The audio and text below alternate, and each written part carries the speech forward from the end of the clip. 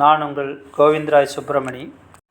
ஜோதிடம் பகுதியில் பூரம் நட்சத்திரத்தை பற்றி பார்ப்போம். பூரம் நட்சத்திரத்தின் தேவதை வடிவம். பூரம் நட்சத்திர தேவதையானவர் ரதத்தின் மீது வீற்றிருப்பவரும், சக்தி ஆயுதத்தை கையில் கொண்டவரும், புகை நிறமுடையவரும், வேதகால கடவுள்களில் ஒருவருமான அயர்மான் இந்த நட்சத்திரத்தின் தேவதையாவார். பூர நட்சத்திரம் வடிவம். பூரம், உத்திரம் ஆகிய 2 நட்சத்திரங்களும் ஒரு கட்டிலின் கால்களை போன்ற 2 நட்சத்திரங்களின் தொகுப்பாகும். பூர நட்சத்திரத்தின் நிறம் வெளுப்பு. இருப்பிடம் கிராமம். ஜாதி பெண். கணங்களில் மனுஷகணம். விலங்குகளுக்கான யோனி பெண் எலி. மரங்களில் பாலுள்ள பலாமரம். பறவைகளில் பெண் கழுகு. பஞ்சபூத தத்துவத்தில் ஆகாயம்.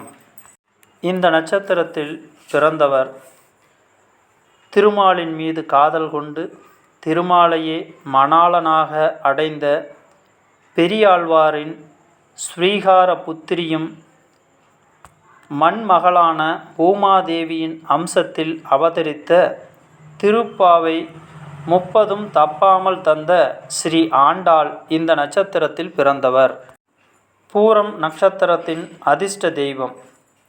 பூரம் நட்சத்திரத்திற்கான கிரகம் சுக்கிரன் ஆவார். சுக்கிரனின் அதிதேவதை பெண் தெய்வமாகும். ஆக இந்த நட்சத்திரத்தில் பிறந்தவர்களுக்கு அதிர்ஷ்ட தெய்வமாக இருப்பவள் உமையவளும், ஆதிபராசக்தியின் வடிவினலும், சிவனின் சரிபாதையும், ஆபத்து காலத்தில் காளியாக உருவெடுப்பவளுமான பார்வதி தேவி மற்றும் தாய் வயிற்றில் பிறக்காமல் திருமாலை முழுமுதற் கடவுளாக கொண்டு வணங்கி பூமாதேவியின் அம்சமாக திருவாடி பூரத்தில் ஜகத்தில் உதித்த ஸ்ரீ ஆண்டாள் என்னும் கோதை பிராட்டியும் அதிர்ஷ்ட தெய்வங்களாவார். பூரம் நட்சத்திரக்காரர்கள் வழிபட வேண்டிய ஸ்தலம் ஸ்ரீ காஞ்சி காமாட்சி ஆலயம்.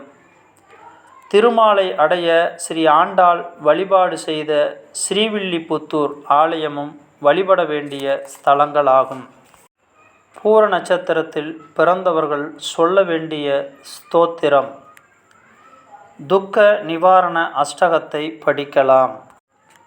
ஸ்ரீ ஆண்டாள் அருளிய திருப்பாவை பாடல்களை படிக்கலாம். பூர நட்சத்திரத்தின் காயத்ரி மந்திரம். ஓம் அர்யம்னாய வித்மகே பசுதேவாய தீமஹி தன்னோ பூர்வ பால்குனி பிரச்சோதயாத். பூரம் நட்சத்திரத்தின் நட்சத்திர சூக்தம் தமிழாக்கம்.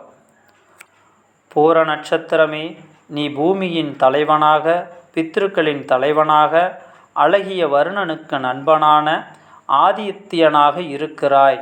உன்னை வழிபடுகின்ற பலருடன் சேர்ந்து நாங்களும் உன்னை வணங்குகிறோம்.